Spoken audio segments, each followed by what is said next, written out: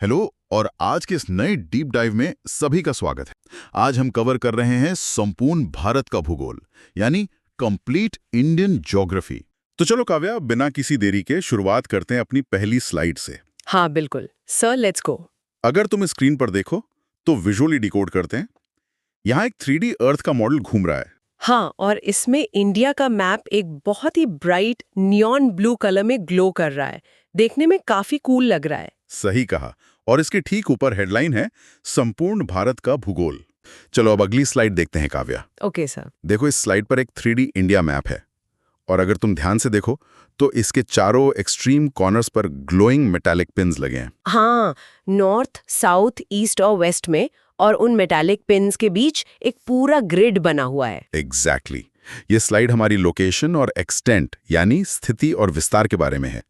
Data decode करें तो India clearly north east hemisphere में आता है। राइट, जिसके लैटिट्यूड्स 8 डिग्रीज 4 मिनट्स नॉर्थ से 37 डिग्री 6 मिनट्स नॉर्थ तक जाते हैं। और लॉन्गिट्यूड्स हैं 68 डिग्रीज 7 मिनट्स ईस्ट से 97 डिग्रीज 25 मिनट्स ईस्ट तक। फिजिकल दूरी देखें तो नॉर्थ से साउथ की टोटल लंबाई 3214 किलोमीटर्स है, और ईस्ट से वेस्ट तक की चौड़ाई 2933 किलोमीटर्स है। पर कैलाश सर, एक छोटा सा डाउट है मुझे। हाँ काव्या, पूछो क्या डाउट है। ज्योग्राफी के ये कोर फैक्ट्स तो समझ आ गए, पर इस ग्रिड के ठीक नीचे ये पॉपुलेशन और कोस्टलाइन का अलग सा डेटा क्यों हाईलाइट किया गया है? क्योंकि काव्या, ज्योग्राफिकल फैक्ट्स हमेशा स्टैटिक नहीं रहते। और यहीं पे आता है हमारा एग्जाम अलर्ट। हाँ, मुझे बॉटम में वो रेड एग्जाम अलर्ट बॉक्स दिख रहा है। इसमें करंट अपडेट्स हैं क्या? बिल्कुल। UNFPA 2023 के अनुसार इंडिया की आबादी ऑफिशियली चाइना को पछाड़कर नंबर 1 हो गई है। और सबसे बड़ा कैच, नए 2025 डेटा के हिसाब से हमारी नई कोस्ट लाइन अब 11,998.81 किलोमीटर्स हो गई है। वेट, सच में? पुरानी तो हम 7516 किलोमीटर्स पढ़ते थे ना। हाँ वही तो, और बच्चे यही गलती करते हैं। ये नया फैक्ट एग्जाम में गारंटीड आएगा, इसलिए इसे मार्क कर लो। चलो अब अगली स्लाइड देखते हैं काव्या। ओके सर, मूव करते हैं। यहाँ विजुअल डिकोड करते हैं। इस स्लाइड पर एक बड़ा सा 3D पाई चार्ट है, पर ये नॉर्मल पाई चार्ट नहीं है। ये अलग अलग लैंडफॉर्म्स की तरह उभरा हुआ है। ओह हाँ, एक साइड के पहाड़ बर्फ से ढके हुए हैं और दूसरी तरफ के मैदान बिल्कुल हरे भरे लग रहे हैं। सही पकड़ा। ये भारत के 6 फिजिकल डिविजन्स दिखा रहा है। Northern mountains, northern plains, peninsula plateau, coastal plains, islands और इंडियन डेजर्ट। राइट, ये 6 मेन डिविजन्स हैं। पर इनका एरिया वाइज डिवीजन कैसा है? एरिया डिवीजन कुछ इस तरह है कि माउंटेन्स 10.7% है, हिल्स 18.6%, प्लेटोज 27.7% और प्लेन्स प्योरे 43% कवर करते हैं। कैलाश सर, एक डाउट है। जब हम मैप देखते हैं तो लगता है कि पेनिनसुलर प्लेटो बहुत बड़ा है, फिर प्लेन्स का पोर्शन सबसे ज्यादा यानी 43% कैसे हो गया? ये बहुत लॉजिकल सवाल है काव्या। नदियों की वजह से। करोड़ों सालों से नदियां पहाड़ों से मिट्टी और सिल्ट लाकर इन्हीं मैदानों में बिछा रही हैं, जिससे ये सबसे बड़ा लैंडमास बन गया है। अच्छा, अब समझ आया। और सर, पाई चार्ट पर परसेंटेजेस के पास red exam alert box glow कर रहा है। हाँ, क्योंकि एग्जाम में सीधा पूछते हैं कि सबसे बड़ा फिजिकल डिवीजन कौन सा है, और तुम्हें याद रखना है कि मैदान यानी प्लेन्स सबसे बड़ा हिस्सा 43% कवर करते हैं। चलो अब अगली स्लाइड देखते हैं काव्या। Done sir. ये हिमालयस वाली स्लाइड लग रही है। एग्जैक्टली। विजुअल डिकोड करें तो यहाँ 4 पैरेलल माउंटेन रेंजेस का एक 3D क्रॉस सेक्शन ब्लॉक बना है, और नोटिस करो इनके एजेस नियॉन लाइट से ग्लो कर रहे हैं। हाँ, 4 अलग अलग लेयर्स साफ दिख रही हैं। तो इस कंटेंट को ब्रेक करते हैं। सबसे पीछे है ट्रांस हिमालय, जिसमें कराकोरम, लद्दाख और जास्कर आते हैं। फिर आता है ग्रेट हिमालय, जहां एवरेस्ट और कंचनजुंगा हैं। और उसके आगे मिडिल हिमालय होगा, जहाँ शिमला और मनाली जैसे हिल स्टेशंस है, राइट? बिल्कुल, जिसमें पीर पंजाल और धौलाधार रेंजेस हैं। और सबसे आगे है शिवालिक, जो सबसे नई रेंज है, जहां डून वैलीज बनती हैं। सर, एक डाउट है यहाँ। मैं हमेशा इसमें कंफ्यूज होती हूँ कि माउंट केटू एग्जैक्टली कहाँ है?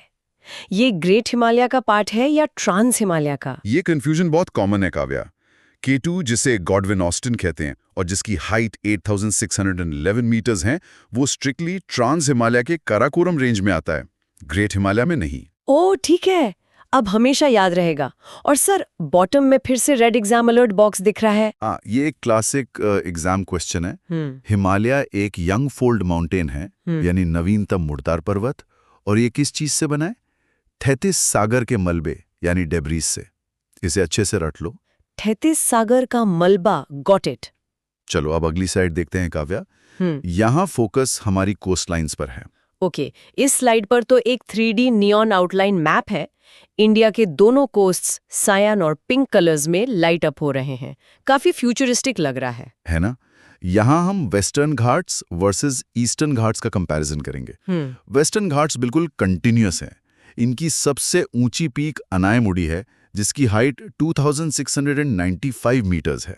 और यहाँ का कोस्ट सबमर्जेंट है, राइट? बिल्कुल। यहाँ की नदियां एस्चुरी बनाती हैं और इस वजह से यहाँ नेचुरल पोर्ट ज्यादा हैं। वहीं दूसरी तरफ ईस्टर्न घाट्स डिसकंटिन्यूअस हैं। इनकी हाईएस्ट पीक जिंदागढ़ा या महेंद्रगिरी है। और वहाँ का कोस्ट इमर्जेंट है और नदियाँ डेल्टा बनाती हैं। नेचुरल पोर्ट्स वहाँ कम है। पर कैलाश सर, वेस्टर्न कोस्ट पर नेचुरल पोर्ट्स ज्यादा क्यों होते हैं? इसका लॉजिक क्या है? लॉजिक सबमर्जन कोस्ट में है। जमीन पानी के अंदर गहराई तक धसी हुई है, तो जहाजों को किनारे तक आने के लिए नेचुरली गहरा पानी मिल जाता है। अच्छा, तो गहराई की वजह से पोर्ट्स आराम से बन जाते हैं। Make sense. और सर यहाँ टर्म्स हाईलाइट हो रहे हैं रेड एग्जाम अलर्ट बॉक्स में। हाँ, एग्जाम में सीधा पूछते हैं, वेस्ट की नदियां एस्चुरी बनाती हैं और ईस्ट की नदियां डेल्टा बनाती हैं। ये डिफरेंस बिल्कुल रट लो, एमसीक्यू यहीं से बनेगा। चलो अब अगली स्लाइड देखते हैं काव्या। चलिए, ये स्लाइड थोड़ी अलग लग रही है। हाँ, विजुअल डिकोड करो। ये एक 3D टेरेन क्रॉस सेक्शन है। इसमें एक नदी पहाड़ से निकलकर मैदान की तरफ बह रही है, और जैसे जैसे नदी आगे बढ़ रही है, जमीन का टेक्सचर बदल रहा है। हाँ, पहले बड़े पत्थर है, फिर घनी घास और फिर प्लेन मिट्टी। एग्जैक्टली। ये नॉर्दर्न प्लेन्स के 4 डिविजन्स हैं। पहला है भाबर, जो पत्थर वाला एरिया है जहां नदी अंडरग्राउंड हो जाती है। फिर आता है तराई, नमी वाला घना जंगल जहां पानी वापस सतह पर आता है। उसके बाद बांगर और खादर आते हैं ना? सही। बांगर पुरानी जलोढ़ मिट्टी है जो कम उपजाऊ होती है, और खादर नई जलोढ़ मिट्टी है जो सर्वाधिक उपजाऊ होती है। कैलाश सर, मेरा डाउट भाबर को लेकर है। खेती या एग्रीकल्चर के लिए भाबर अनुपयुक्त क्यों माना जाता है? भाबर में मिट्टी होती ही नहीं है काव्या, सिर्फ बड़े बड़े पत्थर और कंकड़ होते हैं। अब पत्थरों पे तो फसल उगली सकती ना, इसलिए वो खेती के लिए यूजलेस हैं। ओके। और सर, बांगर और खादर के ब्लॉक्स पर एक रेड एग्जाम अलर्ट मार्क चमक रहा है। हाँ, एग्जाम में पूछेंगे कि खादर सबसे ज्यादा उपजाऊ क्यों है। इसका रीजन है कि हर साल आने वाली बाढ़ का पानी वहां नई मिट्टी की परत बिछा देता है, जिससे सॉइल नेचुरली रिचार्ज हो जाती है। गॉट इट, फ्रेश मिट्टी की वजह से।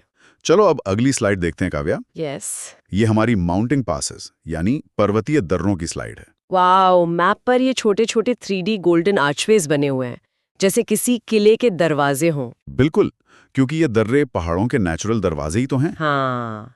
स्टेट्स के हिसाब से देखें तो लद्दाख में उमलिंग ला, कराकोरम और जोजिला हैं। हिमाचल में शिपकिला और रोहतांग पास हैं। और उत्तराखंड में माना, नीति और लिपुलेख हैं।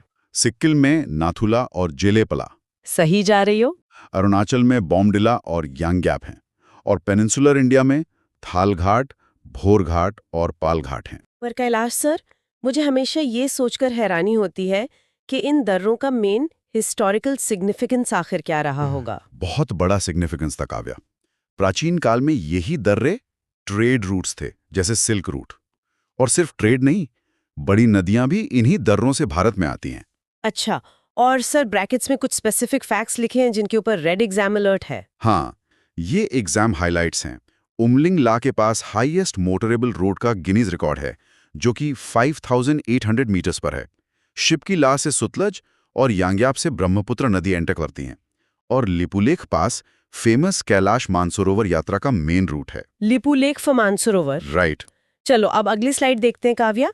यहाँ एक फ्लो चार्ट है, पर 3D वाटर स्ट्रीम्स की तरह। ओ हाँ, छोटी छोटी नीली धाराएं मिलकर आगे एक बड़ी ग्लोइंग स्ट्रीम बन रही हैं। ये गंगा रिवर सिस्टम लग रहा है। बिल्कुल सही। इसको समझने के लिए बद्रीनाथ से निकलने वाली अलकनंदा को बेस रिवर मानो।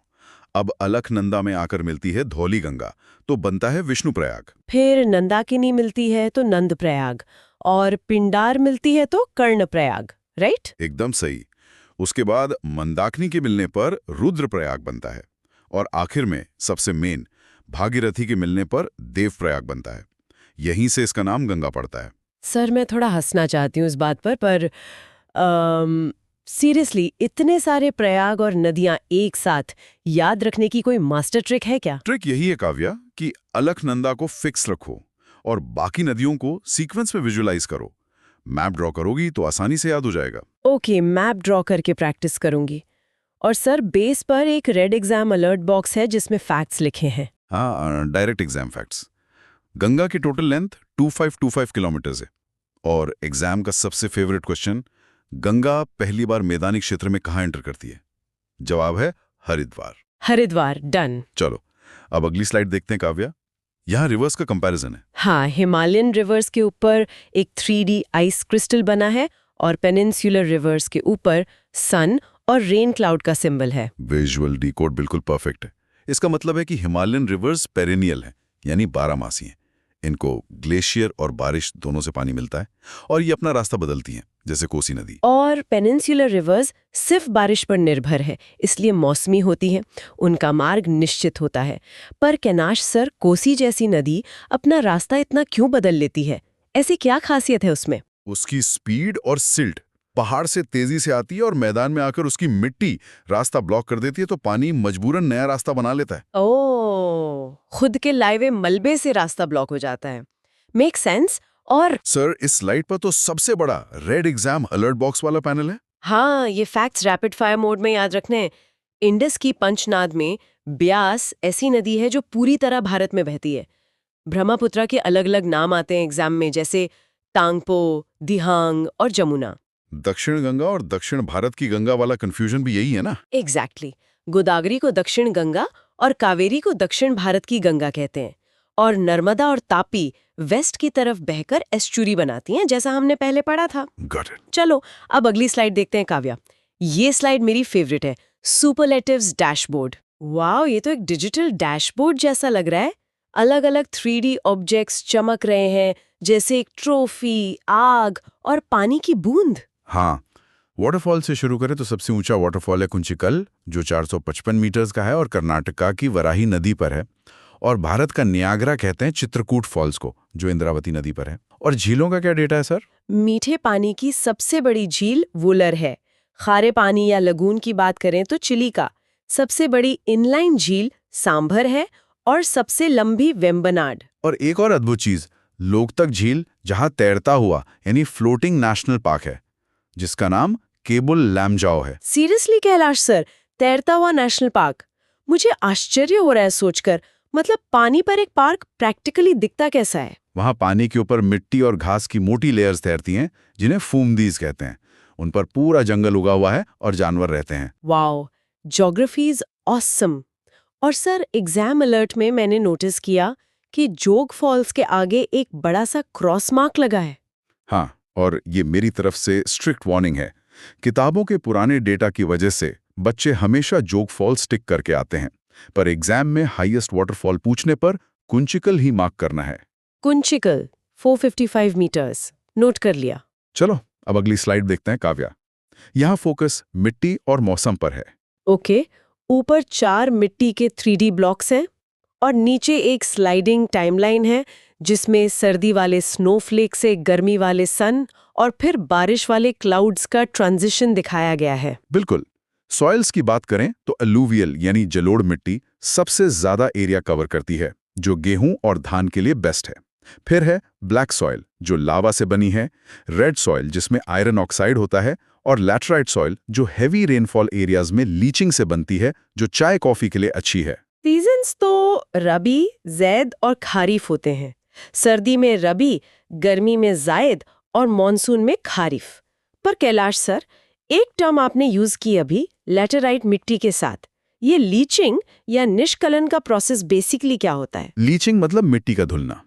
जब बहुत ज्यादा बारिश होती है तो ऊपर की मिट्टी के एसेंशियल न्यूट्रिएंट्स पानी के साथ घुलकर जमीन की डीप लेयर्स में चले जाते हैं। जमीन की सतह बस आयरन बचता है, वही लीचिंग है। अच्छा, मतलब मिट्टी की क्वालिटी डाउन हो जाती है। और सर, ब्लैक सॉइल वाले ब्लॉक पर रेड एग्जाम अलर्ट ब्लिंक कर रहा है। हाँ, एग्जाम में आता है कि ब्लैक सॉइल का दूसरा नाम क्या है? इसका जवाब है रिगर। और ये भी पूछते हैं कि ये किस फसल के लिए बेस्ट है, तो जवाब है कपास यानी कॉटन। रिगर और कॉटन,